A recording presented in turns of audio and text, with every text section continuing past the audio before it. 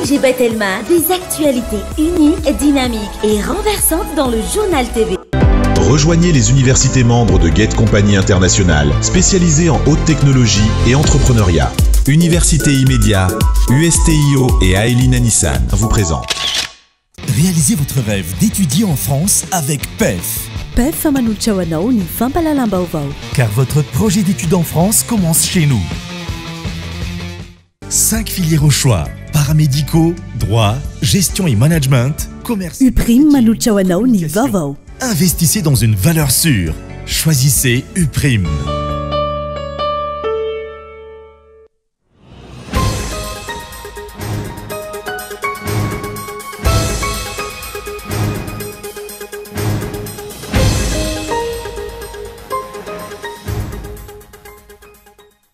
Mitony kilalao maloto eo amin'ny fanaovana politika eto amin'ny firenena, fanasazina sy fanagajana no asetrin'ireo tsara toerana olany mambahoaka nefa tsy manaky lasitra ny maillot volomboasary. Hita izany tamin'ny fifidianana solombavambahoaka farany teo, ary izao lasebatra ihany koa ny ben'ny tanàna nanantsiranana Riavojozara Jean-Luc rehefa tsy nanaiky ho candidat IRK tamin'ny fifidianana ho avy ity. Maro ireo olona manantona ireo mpandala sy mpitsabo malagasy ireny ankehitriny manoloana ny olana sedrana amin'ny andavanandro. Olana ara-pitiavana sy ara-bola avokoa no hiazakazahana izy ireo hitadiavam-ba olana aingana hoy ny mpandala sy mpitsabo malagasy iray nanaovana fanadihadiana. Any ivelany mandravarava any Eropa amin'izao fotoana ny tafio-drivotra mahery sy tondradrano. Roumanie sy République Tchèque no tena vomafy. Olona misa efatra ny fantatra fa namony ainy vokatra ity tondradrano ity tany Roumanie. Commune 7 farafahakely no nirivotry ny rano tanteraka. Trano manodidina ny 5,000 rava ary analiny ireo tsy afaka misitraka rano sy herinaratra amin'izao fotoana. Arahitsika ny andindin'izay.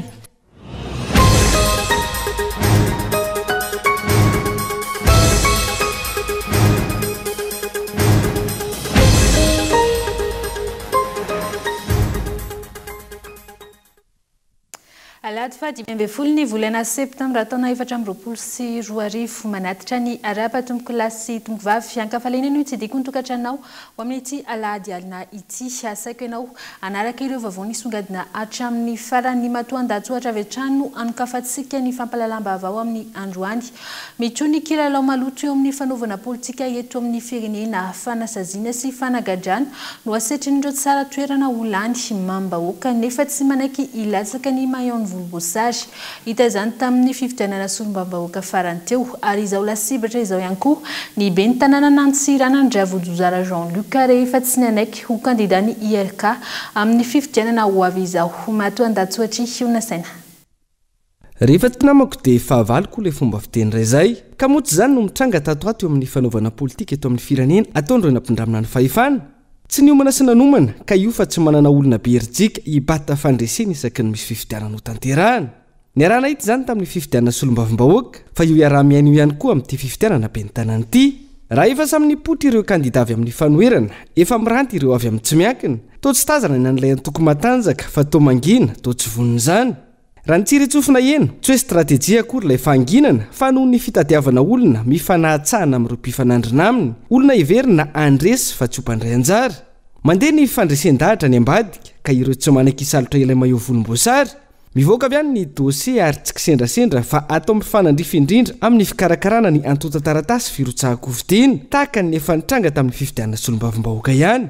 Mazava ny tanjona, rehefa tsy hirotsaka amin'ny anaran'ny volomboasary dia tsy avela hirotsaka. Ohatra amin'izany ity candidat Riavojozara Jean-Luc ao Antsiranana. Efa notambazana tamin'ny fifidianana solombavambahoaka ka nitadiavana ny fomba rehetra tsy hirotsahany rehefa tsy nanaiky. Tsy nety tamin'iny fa tamin'ity no heverina fa ho azo amin'izay. Ainy joro tamin'ny heviny ilay candidat ka nirotsaka tamin'ny tsy miankina. Dia avy ny angady sy niarina araka ny fomba fiteny ka nokapaina namoana didim-pitsarana manameloka azy ny 17 septambra teo. Sazy miatitra 5 taona an-tranomaizana miampilamany 20 tapitrisa ariary. Tsy iza ihany, 5 taona izy no any am-ponja fa mandritra ny 3 taona tsy mahazo manao asa-panjakana. Fa hoana ary izany ho ny mpanara-baovao, anga misy asa-panjakana atao any am-ponja.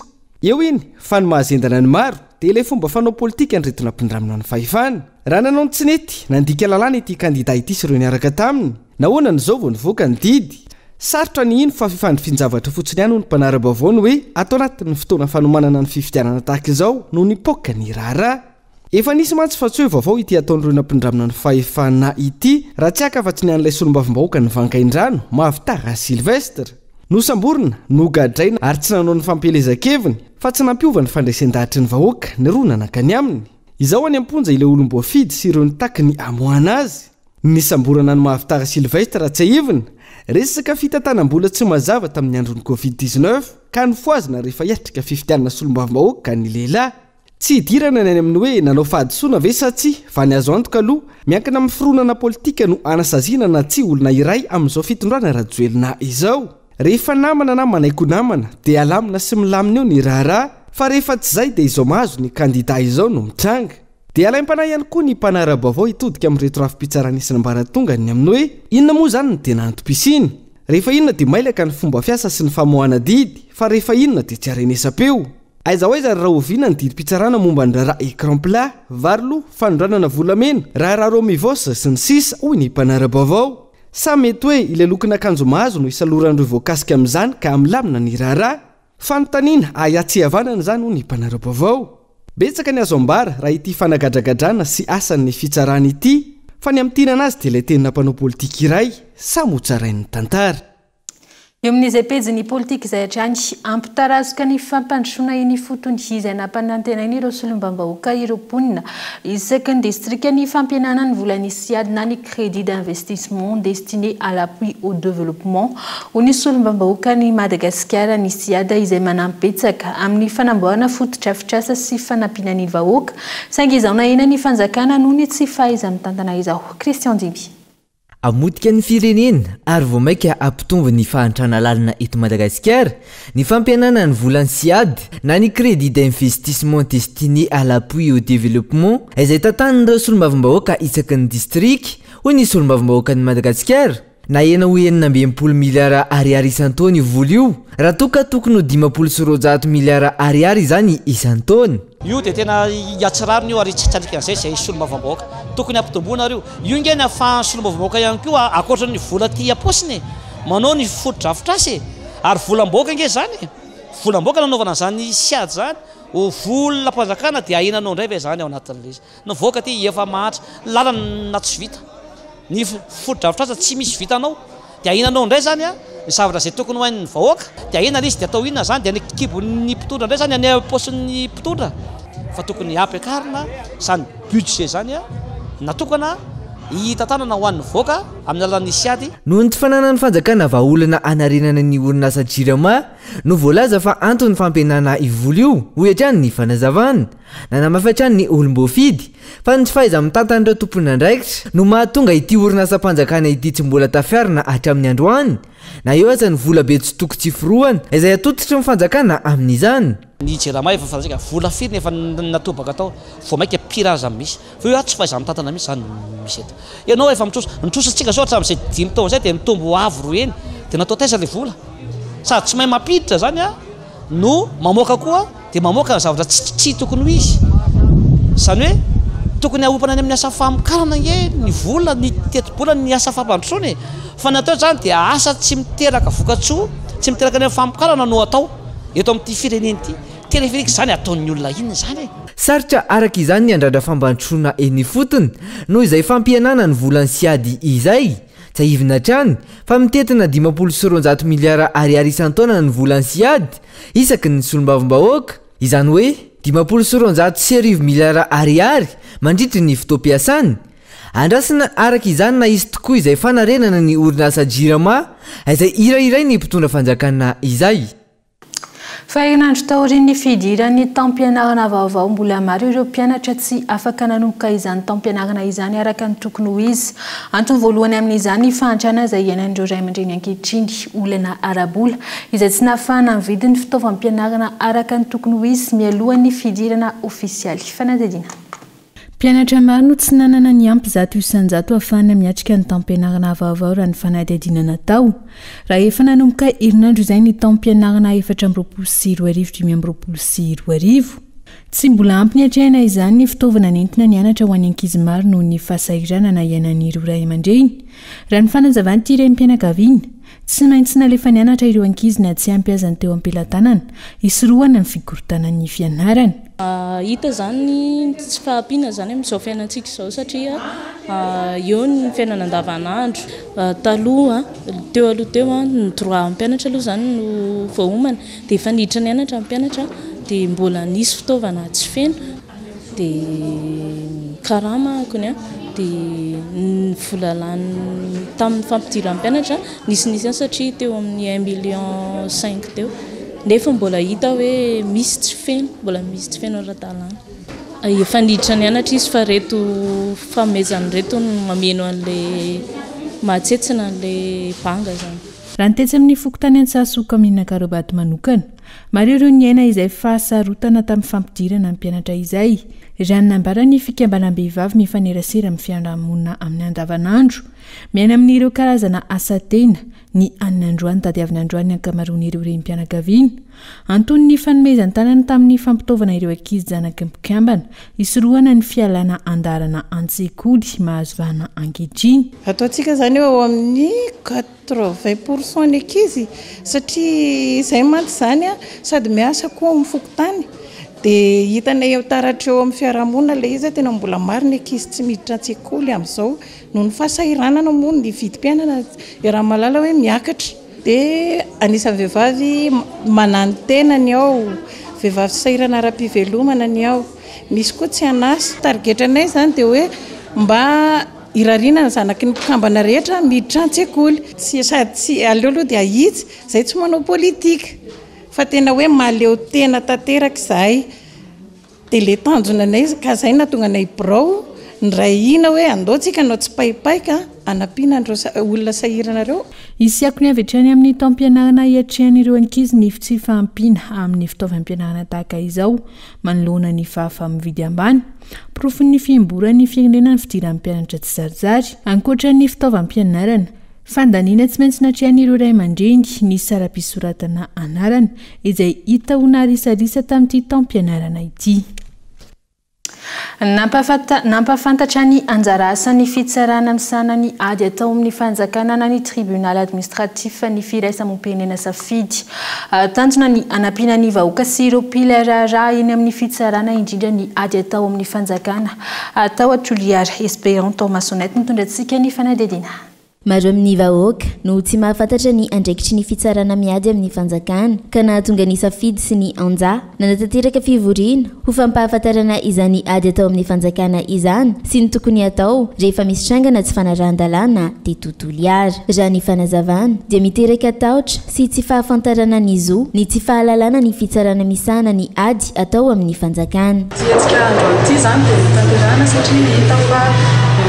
Vitsy ny olona mahafantatra hoe ino zany tribunal administratif zany ary tsy mahafantatra ihany koa hoe rehefa ino no manantona ny tribunal administratif fa manafangaro ny tribunal administratif sy ny judiciaire ary betsaka olona tsy mahafantatra hoe rehefa misy zavatra tsy mety atao ny fanjakana na koa hoe voatoatoana ny zoany dia hoe azo toriana zany fanjakana izany ka nanapa-kevitra izahay sy ny ANJA Association nationale pour la justice administrative ny anatanteraka ity conférence ity mba ahafahany daholobe mahafantatra hoe inona avy ny anjara asan'ny fitsarana miady amin'ny fanjakana ary inona ireo procédure tokony ho arahana amin'izany.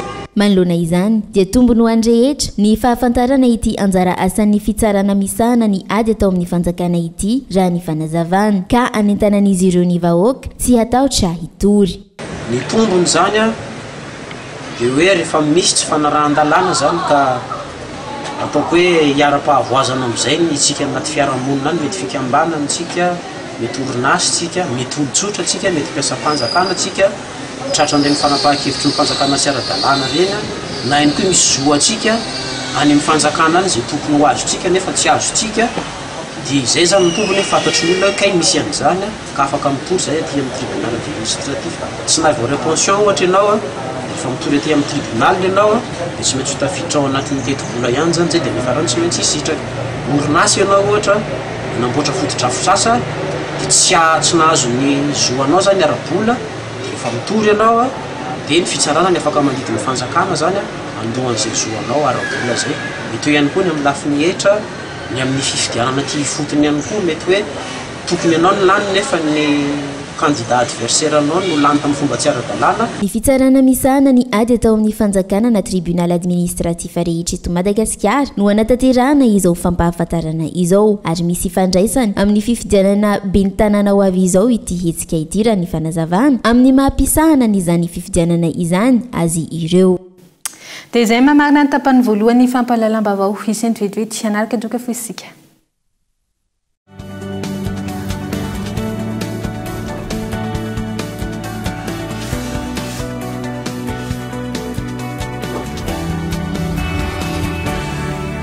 Vaovao be ao amin'ny telma smartphone na raitra dia raitra Samsung A04e sy A15 5G izay afaka lohanao tsikelikely mandritry ny 12 volana sy izany ihany fa mbola mahazo bonus 40 mégap izao ianao miaraka amin'ny zara cadeau ary indreo toe-bolanao manomboka amin'ny 2,000 ariary sy 13,000 ariary isan'andro indray izao tonga vahaingana eny amin'ny telma shop.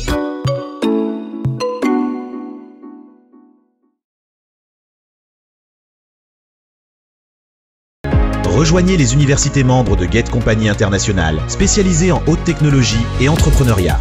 Université Immédiat, USTIO et Aelina Nissan. Plusieurs filières au choix. Génie logiciel, développement web, applications mobiles, administration de bases de données, intelligence artificielle, robotique, cybersécurité, cinématographie, ingénierie du son, marketing digital, journalisme numérique, communication digitale, génie civil et énergie renouvelable, agrotourisme et hôtellerie. Rejoignez les universités Immédiat, l'USTIO et l'Aelina Nissan. Appelez le 034 31 777 37.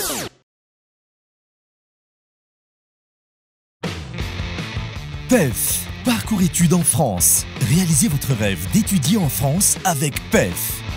Après le bac, optez pour l'option 2+1, 2 ans à Madagascar et 1 an en France pour obtenir votre bachelor. Vous avez la licence? Optez pour l'option 1+1, 1 an à Madagascar et 1 an en France pour décrocher votre master. Plusieurs filières et spécialités dans 2 prestigieuses écoles en France. Parcours études en France, Cap 3000 Anjar. Contact 038 45 085 85 020 85 085 85. Financez vos études avec le crédit PAC étudiant de la BNI Madagascar. Car votre projet d'études en France commence chez nous.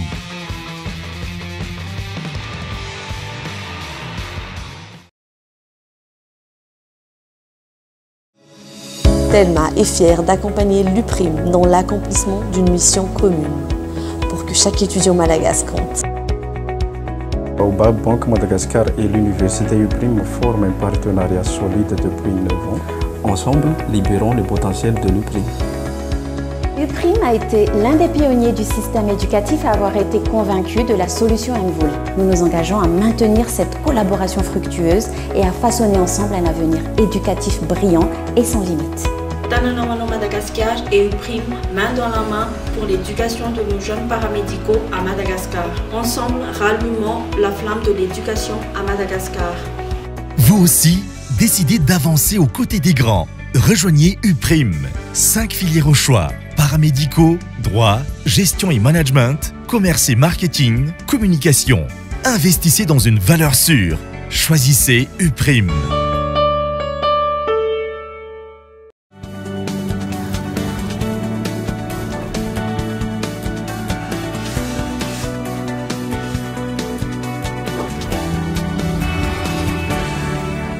Tavavena sady atao amin'ny tapany faharoa ny fampahalalam-baovao mamerina ny araba tomboko lahy sy tomboko vavy hianoizantsika ny fampahalalam-baovao izay miditra antsehatra amin'ny fanamboaran-dalana ao amin'ny distrikan'ny Faratsio ireo zanaka ampelezana sy fikambanany mpitatitra miaraka amin'ireo vondron'olona ifontony miara-mentana tsy miandry fitondram-panjakana fa hanao izay vita raha ny fanazavana ary mitondra ny anjara brikiny ihany koa ho ny solom-bavim-bahoaka nomenjana ary Ramilson io nasaina.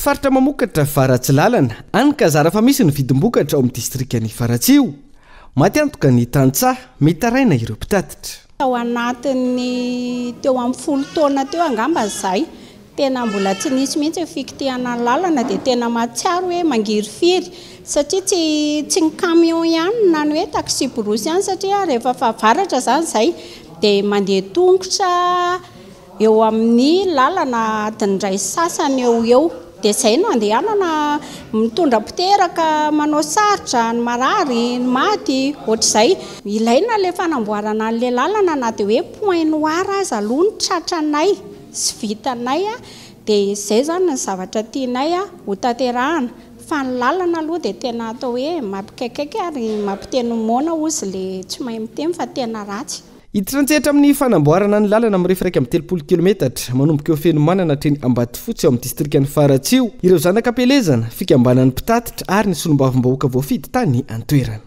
Fizakatra zany miaraka amin'ny fizakafa ary ny transporteur ao Tsapamahazo dia manokatra ny fanamboarana lalana manomboka Fenomanana Tsapamahazo makany Ambatofotsy.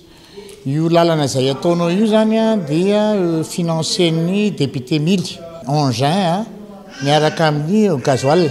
Marina fa misy ny fikasan'ny fitondram-panjakana hanao an'le izy fa saingy mbola fahafantarana fahitana anazy zany mbola tafajanona any Ambatofotsy zareo ka noho zany zavatra zany dia izay zany hanao an'ny lalana manomboka avy eo Fenomanana makany Tsapamahazo Ambatofotsy zay point noir aloha no enjehanay zay ny zavatra takatray dia zay no ataonay. Tsy paipaika aloha ny eritreretina tsy azo terena koa ny olona amin'le fiainana amin'izao fotoana izao fa izay takatry ny olona satria ny fari-piainana tsy mitovy zay metimety moa ny fiainany ka afaka manao izy dia manao zay vitany zay eo ampelantanany tsirairay. Miara-misy lalao fanatanterahana izay asa fanamboaran-dalana izay ihany koa ny fokon'olona eny fotony raha ny fanazavana ary anentanan'izy ireo ihany koa ireo rehetra malala tanana ifanohana amin'ity asa ity. Fomba hafa kosa indray maro ireo olona manantona ireny mpandala sy mpitsabo malagasy ireny ankehitriny manoloana ny olana sedraina amin'ny andavanandro. Olana ara-pitiavana sy ara-bola avokoa no hiazakazan'izy ireo hitadiavam-ba olana angaina ho ny mpandala sy mpitsabo malagasy iray. Nanaovana fanadihadiana Ivrisha. Mitombo hatrany ireo olona manantona ireo mpandala sy mpitsabo malagasy amin'izao fotoana izao. Miandamy ambavy mahakasika ny salatona rehetra ary saika avy amin'ny faritra maro izy ireo araka ny fanadihadiana. Ho an'ity renim-pianakaviana iray izay nanaiky nalaina feo saingy tsy aseho sary ity. Olana ara-pitiavana no nanantona amin'ny mpitsabo ny enti-paharazany ray eto Andrenivohitra. Olan'izay efa mitarika ny fikorotana ny fiainany tokantrano nandritra ny taona maro ka tsy maintsy hanaovana halanenina amin'ny fitadiava mba olana. Ny antony diako taty zany dia momba ny problema mara tokantrano. Zay ny antony diako taty dia mikorotana dia hoe mba satria le vadiko maditra dia mampirafy dia zay ny tena problema efa ela efa nitady hevitra rehetra mihitsy fa tsy hitako tsony zay atao fa zay ataoko rehetra tsisy raha manjary dia hoe tena mandeha makany an'ireny ohatrany hoe mpitsabo olona reny zany ny alehako dia tsy haiko tsisy voka mihitsy dia hoe halanenina farany ny akanesako aty amin'ny mety rafeno zany. Ankoatra ny olana ara-pitiavana, olana ara-bola ihany koa no hiazakazaha maro manantona ireo mpitsabo malagasy. Tranga izay misy ambadika mosavo ho an'ny sasany araka ny fanadihadiana. Ny fitsaboana azy ireo izay tsy maintsy miainga amin'ny fanadiovana araka ny fanazavana. Ary ny olombelona no mila mahazo vola dia ny fahaizan'ny mpitsabo nentim-paharazana mandrara anazy tsy hanao ratsy tsy hamaly ratsy ny zava-dehibe raha toa ka namsavian'ny olona le olona. Ny mpitsabo nentim-paharazana dia manana fanomezam-pahasoavany tsirairay avy. Ny fankahirezana sy ny tsodrano ary ny fampahafantarana ny fahampahalalana anazy ny fomba mampanao tokony ho atao no mampiditra ny vola eo aminy fa tsy izay rehetra sitrapo tian'ny olona atao dia ho eken'ny mpitsabo nentim-paharazana eny fa na dia angalatra azy fa avy amin'ny fomba fitondrana azy ny famerenana anazy idio ny fitariana anazy ianto-janahary ary koa ny fitantanana anazy amin'ny lalan'ny marina sy ny fandeferana satria raha misy olona marary-pitiavana dia misy miteny fanafody fitiavana ihany amiko manokana diso zay fa ny fanafody fitiavana dia ny fo mandefitra sy ny saina madio mandinika misy fitiavana tsy misy ny tsy ho diso fa sambatra zay may manalatsiny ka reo rehetrarehetrareo anisan'ny zavatra maro iainan'ny olona zay mikarakara tena sy manatsara noaviny sy ny ampitsony ho an'ireo trangana retiny izay maro mitondra eny amin'ny rompitsabo malagasy ihany koa mifameno ary samy manana ny anitra ho azy amin'ny fitsaboana amin'ny mpitsabo malagasy sy ny dokotera hoy ny fanazavana ho amin'ny maresaka any ivelany kosa indray mandravarava any Eropa amin'izao fotoana ny tafio-drivotra mahery sy tondran-drano Roumanie sy République Tchèque no tena voamafy olona miisa 4 ny fantatra fa namony ainy vokatry ity tondran-drano ity tany Roumanie ka amin'ny miisa 7 farafahakely no difitry ny rano tanteraka trano manodidina ny 5,000 rava ary analin'ireo tsy afaka misitraka rano sy herinaratra amin'izao fotoana izao tsy azo no raisina ny fananany ankamaroan'ireo mponina raha nitatitra tany antoerana. Dia izay ankoa tombokilasy tombovavy no mamarina ny fampalalam-baovao eto amin'ny Cool TV ho amin'ity alina ity isaoraka ianao nanaraka izany hatramin'ny farany. Ny ekipan'ny fampalalam-baovao kosa dia mbola mamy fotoananao amin'ny rapitsy indray. Veloma matoboka.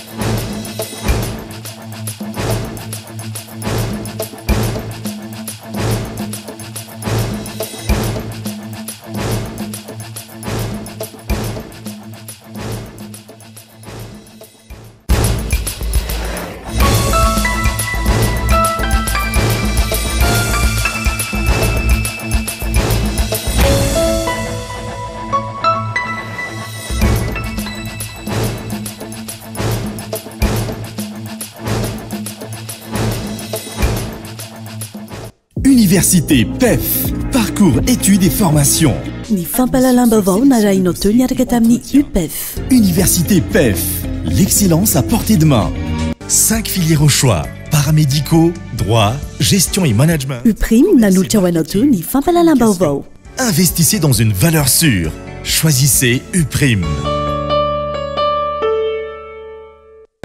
Rejoignez les universités membres de Get Compagnie Internationale, spécialisées en haute technologie et entrepreneuriat. Université Immédiat, USTIO et Aeline Anissan vous a présenté. 5G Batelma, des actualités uniques, dynamiques et renversantes dans le journal TV.